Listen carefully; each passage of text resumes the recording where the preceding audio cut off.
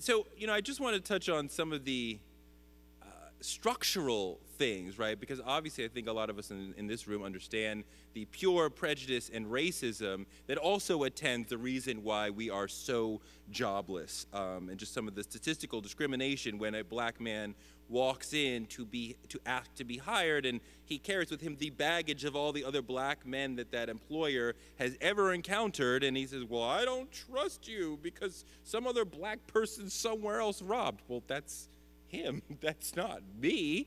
Blew me away at the end of the Zimmerman trial. I didn't catch it at the moment it happened, right? But when they had the really nice, sweet white woman talking about, well, a black person broke into my apartment when I was there with my baby and my husband was away. And George was so nice and he took care of us. And so that's why it was okay for him to go after Trayvon, because some other black male somewhere had attacked a white woman, so that we must do everything we can to make sure that they're safe. So that's how I think we understand a little bit how racism and white privilege work within this matrix of structural racism, of things that may not be racist in initial intent, but have that disparate impact on us. I wanted to focus today on the concrete things, because sometimes they're a little bit harder to see. But those are the things that make me sort of lose my mind when people tell me that the problem really is about sagging pants, and the solution is just to pick up your sagging pants and not litter and not use the N-word.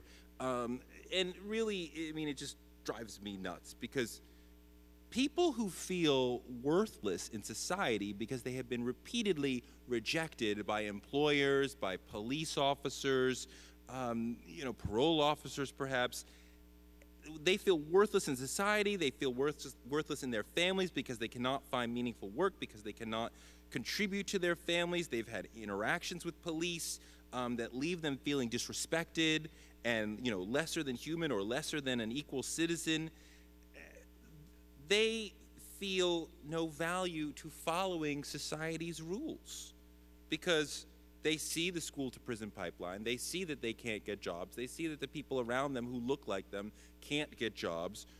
They know the odds of escaping that school to prison pipeline are high.